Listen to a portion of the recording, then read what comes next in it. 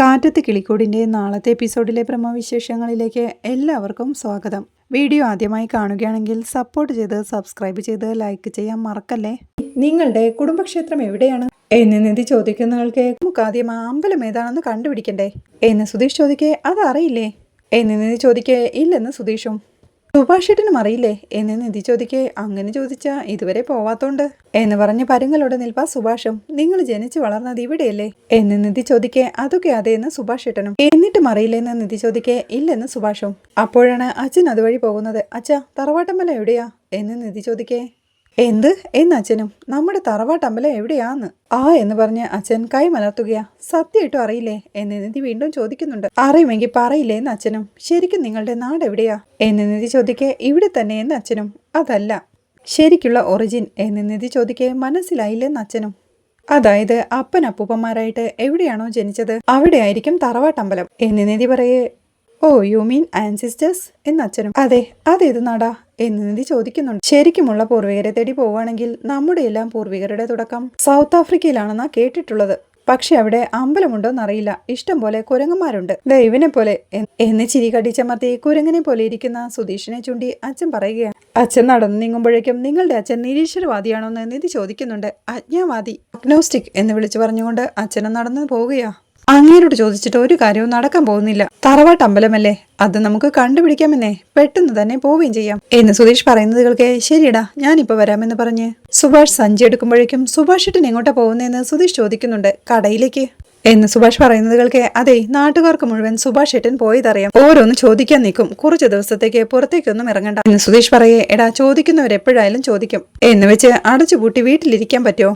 പിന്നെ ഞാൻ അവരുടെ ആരുടെയും സ്വത്ത് മോഷ്ടിച്ചിട്ടില്ല, ഒരു വൃത്തികേടും കാണിച്ചിട്ട് പോയതുമല്ല. എനിക്ക് മാറി നിൽക്കണമെന്ന് തോന്നി ഞാൻ മാറി നിന്നു, തിരിച്ചു വരണമെന്ന് തോന്നി തിരിച്ചു വന്നു. കാര്യം കഴിഞ്ഞില്ലേ വാട നികേഷേ, നമുക്ക് ഒരുമിച്ച് പോയിട്ട് വരാമെന്ന് പറഞ്ഞ് സുഭാഷേട്ടൻ വിളിക്കേ. ഷേക്ക് കുടിച്ചിട്ട് വരാമെന്ന് പറഞ്ഞ് നികേഷും സുഭാഷിന്റെ കൂടെ പോവുകയാ. ചിരിയോടെ നോക്കി നിൽക്കുന്ന സുധീഷിനോടായി നിധി പറയുന്നുണ്ട്. ഏതായാലും സുധീഷിന്റെ ജ്യോത്സ്യന്മാരുടെ വിദ്യ ഫലിച്ചു. സുഭാഷേട്ടന്റെ മനസ്സിനിപ്പോ നല്ല ധൈര്യമുണ്ട്. അതാണ് ഈ സുധീഷ് എന്ന് പറഞ്ഞ് ചിരിയോടെ നിധിയെ നോക്കുന്ന സുധീഷ്. റോഡിലൂടെ കടയിലേക്കുള്ള യാത്രക്കിടയിൽ നികേഷ് ഒന്നും മിണ്ടാതെ ടെൻഷനോടെ നടക്കുന്നത് കണ്ട് സുഭാഷേട്ടൻ ചോദിക്കുന്നുണ്ട്. നികേഷേ എന്താ ഒന്നും മിണ്ടാത്ത എന്ന് ചോദിക്കേ നികേഷും പറയുന്നുണ്ട്. അതല്ല സുഭാഷേട്ടാ, സുഭാഷേട്ടൻ വീട് വിട്ടു പോയത് ഇപ്പോഴും വിശ്വസിക്കാനാവുന്നില്ല. നികേഷിനെ വിട്ട് സുഭാഷേട്ടൻ എങ്ങും പോവില്ലെന്ന് എല്ലാരും പറഞ്ഞു. എന്നെ വിട്ട് സുഭാഷേട്ടനെ പോവാൻ കഴിയില്ലെന്നും തിരിച്ചു വരുമെന്ന് ഞാനും പ്രതീക്ഷിച്ചു. പക്ഷേ സുഭാഷേട്ടൻ പോയി. എന്നെ പറ്റി ഒന്നും ഓർത്തത് കൂടിയില്ലല്ലോ എന്ന് നികേഷ് ടെൻഷനോടെ ചോദിക്കുക. അങ്ങനെയൊന്നും അല്ലടാ നികേഷെ, നിങ്ങളെക്കുറിച്ച് ചിന്തിച്ചത് കൊണ്ടാ പോകണമെന്ന് ഞാൻ തീരുമാനിച്ചത്. ഞാൻ ആ വീട്ടിൽ താമസിക്കുന്നത് കൊണ്ടാണ് നിങ്ങൾക്ക് എല്ലാവർക്കും നല്ലത് നടക്കാത്തതെന്ന് പേടിയായിരുന്നു. തെറ്റ് തന്നെയാ, എന്നോട് ക്ഷമിക്ക്. ഇനി ഞാൻ അങ്ങനെയൊന്നും പോവില്ല എന്ന് സുഭാഷേട്ടൻ പറയേ. ഇനി സുഭാഷേട്ടനൊന്ന് പോയി നോക്കും, തിരിച്ചു വീട്ടിലേക്ക് വരുമ്പോൾ ഞങ്ങൾ ആരും അവിടെ ഉണ്ടാവില്ല എന്ന് നികേഷും പറയുന്നു. സുഭാഷേട്ടനും ദേഷ്യത്തോടെ വിരൽ ചൂണ്ടിയത് നികേഷേ അങ്ങനെയൊന്നും ഇനി പറയാൻ പാടില്ല എന്ന് പറയേ. അത് കേട്ടപ്പോ സുഭാഷേട്ടന് വിഷമമായില്ലേ. സുഭാഷേട്ടനെ കാണാതെ ഞാൻ എത്ര സങ്കടപ്പെട്ടു എന്ന് അറിയാം എന്ന് നികേഷും ദേഷ്യത്തോടെ പറയുന്നുണ്ട്. അത് വിട്, ഞാൻ നിനക്ക് കേക്ക് വാങ്ങിത്തരാം എന്ന് പറയേ. കേക്കോ? 2 കേക്ക് വേണ്ടി വരുമെന്ന് നികേഷും. ശരിയെന്ന് പറഞ്ഞ് സുഭാഷ് അവനെയും കൂട്ടി ചായക്കടയിലേക്ക് പോവുകയാണ്. ചായക്കടയിലേക്ക് ചെന്ന് സുഭാഷേട്ടനും 2 കേക്ക് ചോദിക്കുമ്പോഴേക്കും എന്താ സുഭാഷെ, സുഭാഷിനെ കാണാനില്ലെന്ന് പറഞ്ഞ് അനിയന്മാരെല്ലാവരും ഈ നാട് മൊത്തം തിരയുകയായിരുന്നല്ലോ എന്ന് ചോദിക്കേ. സുഭാഷേട്ടൻ എപ്പോഴോ തിരിച്ചു വന്നു, നിങ്ങൾ കേക്ക് എടുക്കുന്ന നികേഷ്. അവിടെ ചായ കുടിക്കാൻ വന്നൊരു നാട്ടുകാരൻ ചോദിക്കുന്നുണ്ട്. ഇറങ്ങി ഒളിച്ചോടി പോവേണ്ട പ്രായമാണോ ഇത്? അനിയന്മാർ നിന്നെ കാണാതെ ഓരോ കടകളിലും കരഞ്ഞു വിളിച്ച് ചോദിച്ചുകൊണ്ട് നടക്കുകയായിരുന്നു. എവിടെ പോയതായിരുന്നു സുഭാഷേ എന്ന് വേറൊരാൾ ചോദിക്കും. സുഭാഷേട്ടൻ ഒരു ജോലിക്കാര്യത്തിനായി പുറത്തു പോയതായിരുന്നു. അതിനിപ്പോ എന്താ എന്ന് നികേഷും ചോദിക്കും. അപ്പൊ ജോലിക്കാര്യത്തിന് പോവുകയാണെന്ന് വീട്ടിൽ പറഞ്ഞിട്ട് വേണ്ടേ പോവാൻ എന്ന നാട്ടുകാരൻ ചോദിക്കേ. ചേട്ടാ കേക്ക് വേഗം തായെന്ന് രാജേട്ടനോടായി പറയുന്നുണ്ട് സുഭാഷ്. കേക്കൊന്നും വേണ്ട, സുഭാഷേട്ടൻ വായെന്ന് വിളിച്ച് നികേഷ് അവനെയും കൂട്ടിക്കൊണ്ട് പോകും. കേക്ക് കൊണ്ടുപോയിക്കോന്ന് ചായക്കടയിലെ രാജേട്ടൻ വിളിച്ച് പറയുന്നുണ്ടെങ്കിലും അവിടെ ഇരിക്കുന്ന 2 പേർക്കങ്ങ് കൊടുത്തേക്ക് എന്ന് നികേഷും ദേഷ്യത്തോടെ പറയുകയാണ്. നമ്മൾ ചോദിച്ചതിന് മറുപടി പറയാതെ പോകുന്നത് കണ്ടില്ലേ, അപ്പോ അതിൽ വേറെന്തോ കാര്യമുണ്ടെന്ന് ആ നാട്ടുകാരും പറയുകയാണ്. ദേഷ്യത്തോടെ നടന്നു നീങ്ങുന്ന നികേഷിനോടായി നികേഷെ എന്തിനാ അങ്ങനെയെല്ലാം പറഞ്ഞതെന്ന് സുഭാഷേട്ടൻ ചോദിക്കും. ഒന്ന് പോ സുഭാഷേട്ടാ, നമ്മുടെ വീട്ടിലെ കാര്യങ്ങൾ അറിയാനാ ഇവർക്കെല്ലാം തിരക്ക്, എപ്പോ നോക്കിയാലും ഇത് തന്നെ ചോദിക്കാനുള്ളൂ എന്ന് നികേഷ് പറയേ. അത് വിടണം നികേഷെ, നമുക്കിതൊന്നും പുതിയ കാര്യമല്ലല്ലോ എന്ന് സുഭാഷും പറയുന്നുണ്ട്. അപ്പോഴാണ് അവരുടെ ഓപ്പോസിറ്റ് നടന്നു വരികയായിരുന്ന 2 സ്ത്രീകൾ സുഭാഷിനോടായി സുഭാഷെ നീ നാട് വിട്ടു പോയിന്നറിഞ്ഞ് നിന്റെ അനിയന്മാർ നാട്ടിലാകെ തിരിഞ്ഞു നടക്കുകയായിരുന്നു, ഇങ്ങനെയെല്ലാം ചെയ്യാൻ പാടുണ്ടോ? അനിയന്മാരെല്ലാം പാവങ്ങളല്ല എന്നൊക്കെ ചോദിക്കേ. ഇല്ല ഇനി എങ്ങനെ ഉണ്ടാവില്ലെന്ന് പറഞ്ഞ് സുഭാഷ് നികേഷിന്റെ കൂടെ നടന്നു നീങ്ങുകയാണ്. പോകുന്ന വഴിയിൽ വീണ്ടും ഒരു സ്ത്രീ ചോദിക്കുന്നുണ്ട്, സുഭാഷേ നിന്നെ കാണാനില്ലെന്ന് പറഞ്ഞു, എല്ലാവരും നിന്നെ തിരഞ്ഞു നടക്കുകയായിരുന്നല്ലോ, എന്തു പറ്റി, ഓടിപ്പോയി എന്നൊക്കെ അറിഞ്ഞു എന്ന് ചോദിക്കേ, അങ്ങനെയൊന്നുമില്ല, ഞാൻ തിരിച്ചു വന്നല്ലോ എന്ന് സുഭാഷ്. അങ്ങനെ സുഭാഷ് വീണ്ടും നികേഷിനെയും കൂട്ടി നടന്നു നീങ്ങുമ്പോഴാണ് ഓപ്പോസിറ്റ് സൈഡിൽ നിന്നും വരുന്ന വല്യച്ഛനെ നികേഷ് സുഭാഷിന് കാണിച്ചു കൊടുക്കുന്നത്. സുഭാഷ് ഏട്ടാ അതാ വല്യച്ഛൻ എന്ന് നികേഷ് പറയെ. കണ്ടു എന്ന് സുഭാഷ്. ഒന്നും മിണ്ടാതെ പോവേണ്ട സുഭാഷ് ഏട്ട. സുഭാഷ് ഏട്ടനെ കാണാനില്ലെന്ന് അറിഞ്ഞ ഉടനെ തന്നെ അമ്മായിയും വല്യച്ഛനും കൂടി വീട്ടിലേക്ക് വന്ന് കാര്യങ്ങളെല്ലാം തിരക്കി ഞങ്ങളെല്ലാം ആശ്വസിപ്പിച്ചു എന്ന് നികേഷ് പറയെ. അറിയാം നികേഷേ, നിധി പറഞ്ഞു. അത് കേട്ടപ്പോ എനിക്കും ആശ്ചര്യമായി. അവരൊന്നും ഇതുവരെ നമ്മുടെ വീട്ടിലേക്ക് ഇങ്ങനെ വന്നിട്ടില്ലല്ലോ, ഇപ്പോ മനസ്സുമാറി വന്നതാണോന്നും നമുക്കറിയില്ലല്ലോ എന്നൊക്കെ സുഭാഷ് പറയെ. സുഭാഷ് ഏട്ടനോട് അവർക്കൊരു സ്നേഹമൊക്കെ ഉണ്ട്, അതുകൊണ്ടാണ് സുഭാഷ് ഏട്ടൻ ആപത്ത് സംഭവിച്ചപ്പോ അവർ ഓടിയെത്തിയത് എന്നൊക്കെ പറഞ്ഞവർ നടന്നു നീങ്ങുമ്പോഴേക്കും വല്യച്ഛനും അവരുടെ അരികിലെത്തിയിരുന്നു. സുഭാഷ് സ്നേഹത്തോടെ വല്യച്ഛനോട് സംസാരിക്കാനായി ശ്രമിക്കുന്നുണ്ടെങ്കിലും വല്യച്ഛൻ അവരെ ഒന്ന് നോക്കി ഒന്നും മിണ്ടാതെ നടന്നു നീങ്ങുകയാ. എന്താ സുഭാഷ് ഏട്ടാ ഇത്? സുഭാഷ് ഏട്ടനെ കാണാനില്ലെന്നറിഞ്ഞ് അത്രയും വിഷമത്തിലായിരുന്നു അവർ. ഇപ്പോ സുഭാഷ് ഏട്ടനെ നേരിൽ കണ്ടിട്ടും ഒരു വാക്കുപോലും ചോദിക്കാതെ ഒരു ബന്ധവുമില്ലാത്ത ആളെ പോലെ നടന്നു പോകുന്നത് കണ്ടോ എന്ന് ചോദിക്കേ, സുഭാഷും വല്യച്ചാന്ന് വിളിച്ച് വല്യച്ഛന്റെ അരികിലേക്ക് ഓടുകയും, നിൽക്ക് വല്യച്ച, വീട്ടിലൊരു പ്രശ്നമുണ്ടായപ്പോ വല്യച്ഛനും അമ്മായിയും വീട്ടിലേക്ക് വന്നുവെന്നറിയാം. വളരെ സന്തോഷമായി വല്യച്ച. ഞാൻ എന്തിനാ അങ്ങനെ വീട് വിട്ട് ഇറങ്ങിയതെന്ന് ചോദിച്ചാൽ, ഒരു ജ്യോത്സ്യന്റെ ജാതകം നോക്കി ഞാൻ വീട്ടിലിരിക്കുന്നത് അനിയന്മാർക്ക് നല്ലതല്ലെന്ന് പറഞ്ഞു. അതറിഞ്ഞപ്പോ എനിക്കവിടെ നിൽക്കാൻ കഴിഞ്ഞില്ല. ഞാൻ കാരണം എന്റെ അനിയന്മാർക്ക് നല്ലത് നടക്കില്ലെന്നറിഞ്ഞ് ഞാൻ ആ വീട് വിട്ടിറങ്ങി. എന്റെ അനിയന്മാർ എന്നെ തിരയുമെന്ന് അറിയാമായിരുന്നു, പക്ഷേ ഇത്രമാത്രം കഷ്ടപ്പെടുമെന്ന് അറിഞ്ഞില്ല. അതോർത്തപ്പോ ആകെ വിഷമമായി വല്യച്ച. ഈ വിഷമങ്ങൾക്കിടയിലും ഒരു ചെറിയ സന്തോഷം തോന്നിയത് വല്യച്ഛനും അമ്മായിയും വീട്ടിൽ വന്നു എന്ന് അറിഞ്ഞപ്പോഴാണ്. പ്രശ്നമുണ്ടായി എന്നറിഞ്ഞപ്പോൾ നിങ്ങൾ വീട്ടിൽ വന്ന് അന്വേഷിച്ചല്ലോ, അത് മതി വല്യച്ച എന്നൊക്കെ സുഭാഷ് പറയുന്നുണ്ടെങ്കിലും ഒന്ന് തലകുലുക്കുക മാത്രം ചെയ്ത് മറുപടിയൊന്നും പറയാതെ വല്യച്ഛൻ നടന്നു നീങ്ങുകയാണ്. അപ്പോഴാണ് സുഭാഷിനെ അക്കാര്യം ഓർമ്മ വരുന്നത്. വല്യച്ഛന്ന് വിളിച്ച് അവൻ വീണ്ടും വല്യച്ഛന് പുറകെ ഓടുകയാണ്. വല്യച്ഛൻ ഒരു നിമിഷം നിൽക്കുമ്പോഴേക്കും ജോൺസൺ ഒരു കാര്യം കൂടി പറഞ്ഞു. വീട്ടിലുള്ള എല്ലാവർക്കും ഇനിയും പ്രശ്നങ്ങൾ വന്നുകൊണ്ടേയിരിക്കും. നമ്മുടെ കുടുംബത്തിന് മേൽ ഒരു ശാപമുള്ളത് കൊണ്ടാ ഇങ്ങനെയൊക്കെ നടക്കുന്നു. അതുകൊണ്ട് എല്ലാവരും ചേർന്ന് കുടുംബക്ഷേത്രത്തിൽ പോയി പൂജയും വഴിപാടും നടത്താനായി പറഞ്ഞു. ഞങ്ങൾക്കാർക്കും കുടുംബക്ഷേത്രം എവിടെയാണെന്നറിയില്ല, ഞങ്ങളാരും ഇതുവരെ അവിടെ പോയിട്ടുമില്ല. അച്ഛനോട് ചോദിച്ചപ്പോ അച്ഛനും അറിയില്ലെന്നാ പറഞ്ഞത്. നമ്മുടെ കുടുംബക്ഷേത്രം എവിടെയാണെന്ന് വല്യച്ഛനൊന്ന് പറയോ എന്ന് സുഭാഷ് ചോദിക്കുന്നവർക്ക് വല്യച്ഛനും ദേഷ്യത്തോടെ, നോക്ക് സുഭാഷേ, ആ വീട്ടിൽ നിന്നോട് മാത്രമാണ് ഞങ്ങൾക്ക് കുറച്ചെങ്കിലും സ്നേഹവും വാത്സല്യവും ഉള്ളത്. നിന്നെ കാണാനില്ലെന്നറിഞ്ഞ് വിഷമത്തിലാ ഞങ്ങൾ അങ്ങോട്ട് അന്വേഷിച്ചെത്തിയത് എന്ന് വിചാരിച്ച് നമ്മുടെ രണ്ടു കുടുംബങ്ങളും ഒന്നുചേരുമെന്ന് നീ സ്വപ്നം കാണരുത്. അത് ഈ ജന്മത്തിൽ നടക്കില്ല. ഇപ്പൊ ഉടനെ കുടുംബക്ഷേത്രത്തിൽ പോയി നിന്റെ കുടുംബവും ഞങ്ങളുടെ കുടുംബവും ഒരുമിച്ച് ചേർന്ന് പൂജയും വഴിപാടുകളും നടത്താൻ ഞാൻ സമ്മതിക്കില്ല. ഒരു ചെറിയ ഇടം കൊടുക്കുമ്പോ അതിൽ വന്നു കയറുന്നു. കുടുംബക്ഷേത്രം പങ്കുവയ്ക്കാൻ ഞാൻ സമ്മതിക്കും. അതെവിടെയാണെന്ന് ഞാൻ പറയുകയുമില്ല. ഒഴിവാക്കിയത് തന്നെ. നിന്നെ കാണാനില്ലെന്നറിഞ്ഞ് അന്വേഷിച്ചു വന്നുവെന്ന് കരുതി രണ്ടു കുടുംബവും ഒരുമിക്കാമെന്നുള്ള ചിന്തയൊന്നും വേണ്ട എന്ന് പറഞ്ഞ് വല്യച്ഛനും ദേഷ്യത്തോടെ നടന്നു നീങ്ങുകയാ. തന്റെ അരികിലേക്ക് വന്ന നികേഷിനോടായി, എന്താടാ വല്യച്ഛൻ ഇങ്ങനെ പറഞ്ഞിട്ട് പോകുന്നത് എന്ന് സുഭാഷ് ചോദിക്കേ.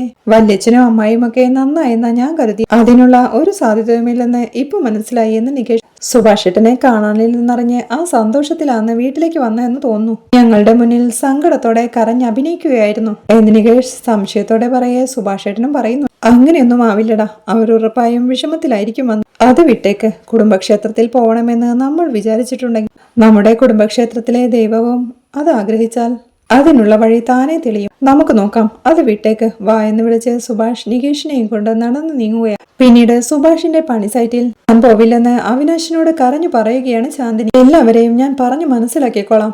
ഇപ്പോ നാട്ടിലേക്ക് പോകുന്നതാ നല്ലതെന്ന് അവിനാശ് പറയുന്നുണ്ടെങ്കിലും എനിക്ക് പോവാൻ കഴിയില്ലെന്ന് കരഞ്ഞു പറയുകയാ ചാന്ദിനി. പണിക്കാർക്ക് നിർദ്ദേശം നൽകിക്കൊണ്ട് അങ്ങോട്ടെത്തുന്ന സുഭാഷും ആ കാഴ്ച കണ്ട് അവരുടെ അടിയിലേക്ക് ചെല്ലുകയാണ്. അവിനാശ്, ചാന്ദിനി എന്താ, എന്തെങ്കിലും പ്രശ്നമുണ്ടോ? എന്തിനാ ചാന്ദിനി ഇങ്ങനെ കരയുന്നതെന്ന് സുഭാഷ് സംശയത്തോടെ ചോദിക്കേ. അവിനാശും പറയുന്നുണ്ട്, സുഭാഷ് ഏട്ടാ, ഞാൻ സുഭാഷ് ഏട്ടനോട് നേരത്തെ പറഞ്ഞിരുന്നതല്ലേ, ഒരു വൃത്തികെട്ടവനുമായി ഇവളുടെ കല്യാണം തീരുമാനിച്ചിട്ടുണ്ട്. അവനൊരു വകയിൽ ഇവളുടെ മുറച്ചെറുക്കനായി വരും. ചാന്ദിനി ഇവിടെ ഉണ്ടെന്നറിഞ്ഞ് അവൻ ഇങ്ങോട്ട് തിരിച്ചിട്ടുണ്ട്. അതറിഞ്ഞാണ് ഇവൾ ഇങ്ങനെ കരയുന്നത്.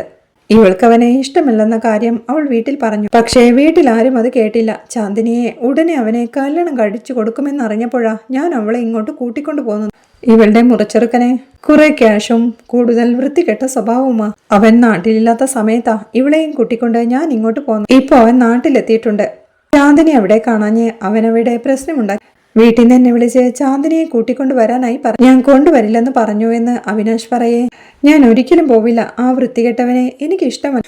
എന്ത് ചെയ്യണമെന്ന് എനിക്ക് അറിയില്ല എന്ന് കരഞ്ഞുകൊണ്ട് ചാന്ദിനിയും പറയുക. അവിനാശെ എന്ന് പരിഭ്രമത്തോടെ സുഭാഷേട്ടൻ വിളിക്കേ, അവനും അവന്റെ ആളുകളും ഇങ്ങോട്ട് വരുന്നുണ്ട്, അതുകൊണ്ടാണ് ഇവളിങ്ങനെ പേടിക്കുന്നത് എന്ന് അവിനാശ് പറയേ. ഞാൻ പോവില്ലെന്ന് കരഞ്ഞുകൊണ്ട് പറയുക ചാന്ദിനി. ചാന്ദിനി ഒന്ന് കരയാതിരിക്കെ, ഞങ്ങളൊന്ന് സംസാരിക്കട്ടെ എന്ന് പറഞ്ഞ് സുഭാഷേട്ടൻ അവിനാശിനോടായി, അവിനാശെ അവന് നിങ്ങൾ താമസിക്കുന്ന വീട് അറിയാമോ എന്ന് ചോദിക്കും. വീട് അറിയില്ല സുഭാഷേട്ടാ, പക്ഷേ വന്നാൽ ഉറപ്പായും എന്നെ വിളിക്കും. ഞാൻ അഡ്രസ്സ് പറഞ്ഞു കൊടുത്തില്ലെങ്കിലും ഞങ്ങളുടെ നാട്ടിലുള്ള കുറെ ആളുകൾ ഇവിടെ ജോലി ചെയ്യുന്നുണ്ടല്ലോ, അവരോടെല്ലാം ചോദിച്ച് എങ്ങനെയെങ്കിലും എന്റെ വീട് കണ്ടുപിടിക്കും സുഭാഷേട്ടാ. അതുമാത്രമല്ല ഞങ്ങളുടെ അച്ഛനും അമ്മയും അവന് ഫുൾ സപ്പോർട്ട്. അതാ എന്തു ചെയ്യണമെന്ന് അറിയില്ല സുഭാഷേട്ട എന്ന് അവിനാശ്. ചാന്ദിനിയും കരച്ചിലോടെ പറയുന്നുണ്ട്, അവനൊരു ഗുണ്ടയാ, ദുഷ്ടൻ. അവനെ കാണുന്നത് എനിക്കിഷ്ടമല്ല. എങ്ങനെ അവന്റെ കയ്യിൽ നിന്ന് രക്ഷപ്പെടുമെന്ന് എനിക്കറിയില്ല എന്നൊക്കെ ഹിന്ദിയിൽ പറഞ്ഞവൾ കരയുകയാണ്. ഇന്നലെ എന്നോട് ഇക്കാര്യം പറഞ്ഞിരുന്നല്ലോ എന്ന് സുഭാഷേട്ടൻ ചോദിക്കേ. അതെ സുഭാഷേട്ടാ, പക്ഷെ അവൻ ഇങ്ങോട്ട് വരുന്ന കാര്യം അറിയില്ലായിരുന്നു. ഇപ്പൊ അവൻ ഇങ്ങോട്ട് വരുന്നുണ്ടെന്ന് അറിഞ്ഞിട്ടാ ഈ ടെൻഷൻ എന്ന് അവിനാശ് പറയേ. സുഭാഷും, സോറി ചാന്ദിനി, നിനക്ക് ഇത്രയും ടെൻഷൻ ഉണ്ടെന്ന് അറിഞ്ഞില്ല എന്ന് പറയേ. അതൊന്നും കുഴപ്പമില്ല, പക്ഷേ ഞാൻ അവന്റെ കൂടെ പോവില്ല. സുഭാഷേട്ടൻ എങ്ങനെയെങ്കിലും എന്റെ ഭയ്യയോട് പറഞ്ഞേ എന്നെ പറഞ്ഞു വിടാതിരിക്കണം എന്ന് ചാന്ദിനി അപേക്ഷിക്കേ. സുഭാഷും അവിനാശിനോടായി, ചാന്ദിനി ഒരു പാവമല്ല അവിനാശെ എന്ന് ചോദിക്കേ. അറിയാം സുഭാഷേട്ടാ, പക്ഷേ എനിക്ക് എന്ത് ചെയ്യാൻ കഴിയും? എന്നെ കൊണ്ട് കഴിയുന്ന രീതിയിൽ ഞാൻ അവളെ രക്ഷിച്ചില്ലേ. അമ്മയും അച്ഛനും അവളെ തിരികെ കൊണ്ടുവരാനായി ഫോണിൽ വിളിച്ച് ശല്യപ്പെടുത്തിക്കൊണ്ടിരിക്കും എന്ന് അവിനാശും പറയുന്നുണ്ട്. അവിനാശെ കല്യാണം കഴിക്കുന്നത് ചാന്ദിനിയല്ലേ, അതവൾക്ക് ഇഷ്ടമല്ലല്ലോ എന്ന് സുഭാഷേട്ടൻ ചോദിക്കേ. അത് ഞാൻ പറഞ്ഞാൽ അവർ കേൾക്കില്ല. ഇവളുടെ ഇഷ്ടങ്ങൾക്കൊന്നും അവർ ഒരു വിലയും കൽപ്പിക്കുന്നില്ല. ചാന്ദിനിയെ കണ്ടാൽ അവർ ഉറപ്പായും കൂട്ടിക്കൊണ്ടു പോകും എന്നൊക്കെ അവിനാശ് പറയുന്നത് കേൾക്കെ സുഭാഷും എന്തു ചെയ്യുമെന്നറിയാതെ ആലോചനയോടെ നിൽപ്പാ. ചാന്ദിനിയും അവിടെ നിന്ന് സങ്കടത്തോടെ കരയുകയാ. ആലോചനയിൽ നിന്നുണർന്ന് സുഭാഷേട്ടനും ചോദിക്കുന്നുണ്ട്, അവിനാശെ നിങ്ങൾ നിങ്ങളുടെ വീട്ടിലേക്ക് പോകുന്നതല്ലേ പ്രശ്നം? നിങ്ങൾ ഇന്ന് വീട്ടിലേക്ക് പോവരുത്. അവിനാശ് ഇന്ന് സൈറ്റിൽ തങ്ങിക്കോ. അല്ലെങ്കിൽ വേണ്ട, അവിനാശ് സൈറ്റിൽ നിൽക്കണ്ട. നിന്റെ കൂട്ടുകാരനാരോ കുറച്ച് ദൂരെ താമസിക്കുന്നില്ലേ, അവന്റെ അടുത്ത് പോയി താമസിക്കുക. ചാന്ദിനി ഇന്ന് എന്റെ വീട്ടിൽ നിൽക്കട്ടെ. അവർ വന്ന് എവിടെ തിരഞ്ഞാലും ചാന്ദിനി ഞങ്ങളുടെ വീട്ടിലാണെന്ന് അവർക്കറിയില്ലല്ലോ എന്ന് സുഭാഷ് പറയേ. അവിടെ എങ്ങനെയാ സുഭാഷേട്ടാ എന്ന് സംശയത്തോടെ അവിനാശൻ ചോദിക്കുക. അതിലെന്താ കുഴപ്പം അവിനാശേ? നിധി വീട്ടിലുണ്ടല്ലോ, ഞങ്ങൾ എല്ലാവരും അവിടെയില്ലേ. ചാന്ദിനിക്ക് ഒന്നും സംഭവിക്കാതെ ഞങ്ങൾ നോക്കിക്കോളാം. അവൾക്ക് അറിയുന്നത് കണ്ടില്ലേ അവിനാശേ എന്ന് സുഭാഷ് ചോദിക്കേ. പ്ലീസ് ഭയ്യ, എന്തെങ്കിലും ചെയ്യൂ ഭയ്യ, പ്ലീസ് ഭയ്യ എന്ന് പറഞ്ഞ് ചാന്ദിനിയും കണ്ണീരോടെ കൈകൂപ്പുകയും. സുഭാഷ് വീണ്ടും അവിനാശിനോടായി, ഞങ്ങളുടെ വീട് അവർ കണ്ടുപിടിക്കാൻ സാധ്യതയില്ല അവിനാശ്. അവർ നിങ്ങളെ തിരഞ്ഞ് നിങ്ങളുടെ വീട്ടിലേക്ക് പോട്ടെ. അവിടെ നിങ്ങൾ ഉണ്ടാവില്ലല്ലോ. ഫോൺ വിളിച്ചാലും എടുക്കണ്ട, സ്വിച്ച് ഓഫ് ചെയ്ത് വെച്ചേക്ക്. കുറച്ചു സമയം അവിടെയും ഇവിടെയും ഒക്കെ തിരഞ്ഞ് അവരങ്ങ് പോയിക്കോ. രാത്രി വരെ ഇവിടെ നിന്ന് അവർ നിന്നെ തിരയില്ലല്ലോ അല്ലേ എന്ന് സുഭാഷേട്ടൻ ചോദിക്കേ. ഇല്ല, അവർ തങ്ങാനുള്ള സാധ്യതയൊന്നും ഇല്ലെന്ന് അവിനാശ്. പിന്നെന്താ, നമുക്ക് നോക്കാം. പാവം, നോക്ക് ചാന്ദിനി എങ്ങനെ കരയുന്നു എന്ന് പറ അനീഷേ, നീ എന്തു പറയുന്നു എന്ന് സുഭാഷേട്ടൻ ചോദിക്കേ. പ്ലീസ് ഭയ്യ, എന്നെ രക്ഷിക്കൂ എന്ന് ചാന്ദിനി വീണ്ടും കരഞ്ഞു പറയുക. അത് കണ്ട് അവിനാശം സമ്മതം മൂളുകയാ. ശരി സുഭാഷേട്ടാ, ചാന്ദിനി നിങ്ങളുടെ വീട്ടിൽ താമസിക്കട്ടെ. സുഭാഷും അത് സമ്മതിച്ച്, ശരി, അപ്പോൾ നീ പോയി ചാന്ദിനിയെ വീട്ടിൽ കൊണ്ടുവിട്. വീട്ടിലേക്ക് ഞാൻ ഫോൺ വിളിച്ച് പറഞ്ഞോളാം എന്ന് പറയേ. അവിനാശും ശരി എന്ന് പറഞ്ഞ് ചാന്ദിനിയോടായി താൻ ഫ്രണ്ട്സിന്റെ കൂടെ താമസിക്കാമെന്നും ചാന്ദിനി സുഭാഷേട്ടന്റെ വീട്ടിലേക്ക് പോകണമെന്നും ആ വീട് സുരക്ഷിതമാണെന്നും അങ്ങനെ അവന്റെ പിടിയിൽ നിന്ന് രക്ഷപ്പെടാമെന്നും പറയേ. ചാന്ദിനിയും കരഞ്ഞുകൊണ്ട് സുഭാഷിനോടായി നന്ദി പറയുകയാണ്. സുഭാഷേട്ടൻ എനിക്ക് വലിയൊരു ഹെൽപ്പാണ് ചെയ്തു തന്നത് എന്ന് പറഞ്ഞ് കൈകൂപ്പുമ്പോഴേക്കും, അതൊന്നും സാരമില്ല അവിനാശെ, നീ അവളെയും കൂട്ടിക്കൊണ്ട് പോയെന്ന് പറയേ. അവിനാശ് ചാന്ദിനിയും വിളിച്ചോണ്ട് പോവുകയാണ്. അവിടെ കിളിക്കൂട്ടിൽ നിധി സുധീഷിനെയും ഹരീഷിനെയും ഫുഡ് കഴിക്കാനായി വിളിക്കാൻ തുടങ്ങുമ്പോഴാണ് ഒരു ഓട്ടോയിൽ അവിനാശും ചാന്ദിനിയും അങ്ങോട്ടെത്തുന്നത്. നിധി അവരെ സ്വീകരിച്ച് കൂട്ടിക്കൊണ്ടു വരുമ്പോഴേക്കും എന്താ കാര്യമെന്നറിയാതെ സംശയത്തോടെ നോക്കി നിൽപ്പാ സുധീഷും ഹരീഷും. സങ്കടത്തോടെയുള്ള ചാന്ദിനിയുടെ നിൽപ്പ് ശ്രദ്ധിച്ചു നിൽക്കുന്ന സുധീഷിനോടായി അവിനാശ് പറയുന്നുണ്ട്, ചാന്ദിനി നിങ്ങളുടെ വീട്ടിൽ താമസിക്കട്ടെ എന്ന് സുഭാഷ് ഏട്ടൻ പറഞ്ഞു. ഞങ്ങളുടെ വീട്ടിൽ ചില പ്രശ്നങ്ങളുണ്ടെന്ന്.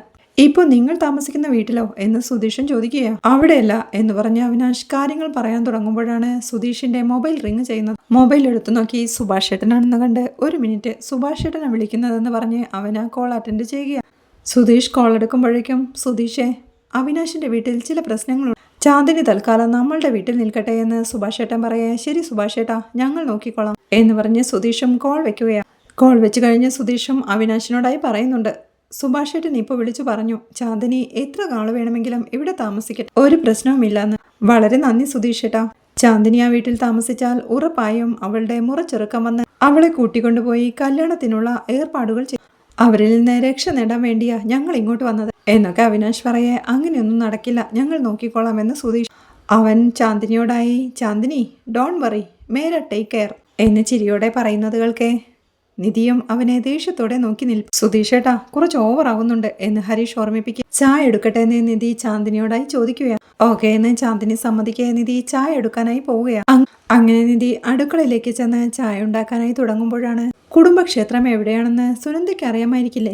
അവളെ ഒന്ന് വിളിച്ച് ചോദിച്ചു നോക്കാമെന്ന് പറഞ്ഞ് തന്റെ മൊബൈൽ എടുത്ത് സുനന്ദയെ വിളിക്കുന്നത്. നിധിയാണെന്ന് കണ്ട് സുനന്ദ കോൾ എടുത്തുകൊണ്ട്, നിധി സുഖമായിരിക്കുന്നോ എന്ന് ചോദിക്കേ. സുഖമായിരിക്കുന്നു, നിങ്ങൾ സുഖമായിരിക്കുന്നോ എന്ന് നിധിയും ചോദിക്കുക. ഞാനും നന്നായിരിക്കുന്നു, എന്താ അതിശയമായത്, എനിക്ക് ഫോൺ ചെയ്തിരിക്കുന്നു എന്ന് സുനന്ദ സംശയത്തോടെ ചോദിക്കേ. അതല്ല, എനിക്ക് സുനന്ദയുടെ ഒരു ഹെൽപ്പ് വേണമായിരുന്നു എന്ന് നിധി. പറ നിധി എന്ന് സുനന്ദ പറയേ. വീട്ടിലെല്ലാവരും കുടുംബക്ഷേത്രത്തിൽ പോയാലോ എന്ന് വിചാരിക്കുന്നുണ്ട്. പക്ഷേ ക്ഷേത്രം എവിടെയാണെന്ന് അറിയില്ല. സുനന്ദയ്ക്ക് ആ കുടുംബക്ഷേത്രം എവിടെയാണെന്ന് അറിയാമോ എന്ന് നിധി പറയേ. തിരുവനന്തപുരത്ത് എവിടെയോ ആണെന്ന് തോന്നുന്നത്, എനിക്കും ശരിയായ ഓർമ്മ കിട്ടുന്നു. 2-3 പ്രാവശ്യം ഞാൻ അച്ഛൻ്റെയും അമ്മയുടെയും കൂടെ അവിടെ പോയിട്ടുണ്ട്. പക്ഷെ അതിന്റെ കറക്റ്റ് ലൊക്കേഷൻ എവിടെയാണെന്ന് എനിക്കറിയാം എന്നവൾ പറയേ. പോയ വഴി ഓർമ്മയുണ്ടോന്ന് നിധി ചോദിക്കുക. അങ്ങോട്ട് പോകുന്ന വഴിയിൽ കാടും മലയും ഒക്കെ ഉണ്ട്. ബസ് സ്റ്റാൻഡിൽ നിന്ന് ഒരു 40 മിനിറ്റ് പോയാൽ ഒരു ചെറിയ ഗ്രാമമുണ്ട്. അവിടുന്ന് പിന്നീട് 2 കിലോമീറ്റർ കൂടി നടക്കണം എന്നൊക്കെ സുനന്ദ പറയുന്നത് കേൾക്കെ. ഇങ്ങനെ പറഞ്ഞാൽ എങ്ങനെ കണ്ടുപിടിക്കാൻ? ആ സ്ഥലത്തിന്റെ പേരൊന്ന് ഓർത്തു നോക്കി പറയാമോ എന്ന് നിധി പറയേ. സുനന്ദ ഓർമ്മിച്ചെടുക്കാൻ ശ്രമിക്കുന്നുണ്ടെങ്കിലും ആ പേര് അവൾക്ക് ഓർമ്മ കിട്ടുന്നില്ല. അമ്മയും മാവനും ഇടയ്ക്കിടെ പോവാറുണ്ട്. ഞാൻ പോയിട്ട് കുറെ വർഷങ്ങളായി. ഞാൻ അവരോട് ചോദിച്ചിട്ട് പറയാമെന്ന് സുനന്ദ പറയേ. ശരി, ചോദിച്ചിട്ട് പറ, പക്ഷേ ഞങ്ങൾക്കാണെന്ന് പറയണം. ഞങ്ങൾക്കാണെന്നറിഞ്ഞാൽ അവരത് പറയില്ല എന്നൊക്കെ നിധി ഓർമ്മിപ്പിക്കേ. ഞാനൊരു തഞ്ചത്തിൽ ചോദിച്ചു മനസ്സിലാക്കാമെന്ന് പറഞ്ഞ് സുനന്ദ കോൾ വെക്കുകയാണ്. അന്ന് കോളേജിലേക്ക് തനിച്ചു പോയ നികേഷും ബസ് സ്റ്റോപ്പിൽ വെച്ച് ആ പെൺകുട്ടിയെ കാണുന്നു. തന്നെ നോക്കി ചിരിക്കുന്ന അവളെ കാണേ നികേഷും ഒരു സ്വപ്നത്തിലേക്ക് വീഴുകയാണ്. തന്നെ നോക്കി ചിരിക്കുന്ന അവളെ കണ്ട്, ഇതാണ് നികേഷെ കറക്റ്റ് ടൈം, പോയി സംസാരിക്കേ. പേടിക്കാതെ നികേഷെ, അവൾ നിന്നെ തന്നെയാ നോക്കുന്നത്, പോയി സംസാരിക്കടാ എന്നൊക്കെ മനസ്സിൽ ധൈര്യം പകർന്നു അവൻ പതിയെ അവളുടെ അടുത്തേക്ക് നടന്നു നീങ്ങുന്നതും അവളുടെ അടുത്തെത്തുന്ന അവൻ വിറയലോടെ ഹായ് എന്ന് പറയേ. അവളും ഹായ് പറയുക. എന്തു ചോദിക്കുമെന്ന് അറിയില്ലല്ലോ എന്ന് മനസ്സിൽ ചിന്തിച്ച്, നിന്റെ പേരെന്താന്ന് അവൻ ചോദിക്കുന്നു. അവൾ തന്റെ പേര് പറയേ. എന്റെ പേര് നികേഷ് എന്ന് നികേഷും പറയുക. വീണ്ടും അവൾ ചിരിയോടെ നാണത്തോടെ നിൽക്കുന്നത് കണ്ട്, നീ ഏത് കോളേജിലാണ് പഠിക്കുന്നതെന്ന് നികേഷ് ചോദിക്കുന്നു. അവൾ കോളേജിന്റെ പേര് പറഞ്ഞ് ബികോം സെക്കൻഡ് ഇയർ ആണെന്ന് പറയേ. ഞാൻ ബികോം ഫൈനൽ ഇയർ ആണെന്ന് നികേഷും. എവിടെയാ താമസിക്കുന്നതെന്ന് നികേഷ് ചോദിക്കേ.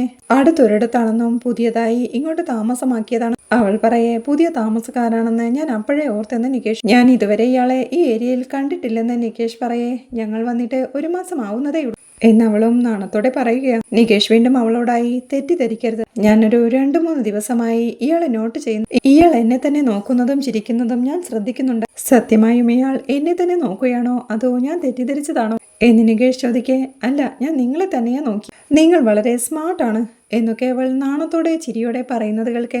സുധീഷും സന്തോഷത്തോടെ ചിരിയോടെ അവളെ നോക്കുമ്പോഴാണ് തന്നെ നോക്കി നിൽക്കുന്ന അവളെ കണ്ട് താൻ ഇത്രയും സമയം സ്വപ്നം കാണുകയാണെന്ന് മനസ്സിലാവുന്നു. നിരാശയോടെ അവനും അതൊരു സ്വപ്നമായിരുന്നു എന്ന് ചിന്തിച്ച് അവൾക്കൊരു ഹായ് പറയുകയാണ്. അവളും ഹായ് പറഞ്ഞ് മെല്ലെ അവൻ അരികിലേക്ക് ഒരു ചുവടെടുത്ത് വെക്കുകയാണ്. അത് കണ്ട് അവനും പരുങ്ങലോടെ ഒരു ചുവടെടുത്ത് വെക്കുകയാണ്. അവൾ വീണ്ടും പതിയെ അവനടുത്തേക്ക് നടക്കുമ്പോഴേക്കും അവനും ചിരിയോടെ അവളെ നോക്കിക്കൊണ്ട് പതിയെ അവളുടെ അടുത്തേക്ക് നടന്നു നീങ്ങി ടെൻഷനോടെ ചിരിയോടെ എന്തോ ചോദിക്കാനായി തുടങ്ങുമ്പോഴാണ് അവളുടെ ചിറ്റപ്പൻ ബൈക്കിൽ അതുവഴി വന്ന് അവളുടെ അരികിൽ വണ്ടി നിർത്തി. എന്താ മോളെ, ബസ് ഇതുവരെ വന്നില്ലേ എന്ന് ചോദിക്കുന്നത്. അവളും ടെൻഷനോടെ, അത് ചിറ്റപ്പ, ബസ്സിന് വെയിറ്റ് ചെയ്ത് നിൽപ്പാ എന്ന് പറയേ. കോളേജിലേക്കല്ലേ പോകുന്നതെന്ന് അയാളും ചോദിക്കുക. അതെ എന്ന് അവൾ പറയേ. ശരി, വാ കയറിക്കോ, ഞാൻ ഡ്രോപ്പ് ചെയ്യാമെന്ന് ചിറ്റപ്പനും. ഇല്ല, കുഴപ്പമില്ല ചിറ്റപ്പ, ഞാൻ പോയിക്കോളാം എന്ന് അവൾ പറയുന്നുണ്ടെങ്കിലും, വന്ന് കയറി മോളെ, ഞാൻ ആ വഴിയാ പോകുന്നത്, നിന്നെ ഡ്രോപ്പ് ചെയ്യാമെന്ന് പറഞ്ഞ് ചിറ്റപ്പൻ വീണ്ടും വിളിക്കേ. നികേഷിനെ ഒരു നിമിഷം നോക്കി അവൾ ചെന്ന് വണ്ടിയിലേക്ക് കയറുകയാണ്. വണ്ടിയിൽ കയറി പോകുമ്പോഴും അവൾ നികേഷിനെ തന്നെ നോക്കിയിരിക്കുകയായിരുന്നു. നികേഷും ആകെ നിരാശയോടെ അവൾ പോകുന്നതും നോക്കി സംസാരിക്കാമെന്ന് വിചാരിച്ചതാ. അപ്പോഴാ ഒരു ചിറ്റപ്പൻ എന്ന് പറഞ്ഞ് ടെൻഷനോടെ നോക്കി നിൽപ്പാ.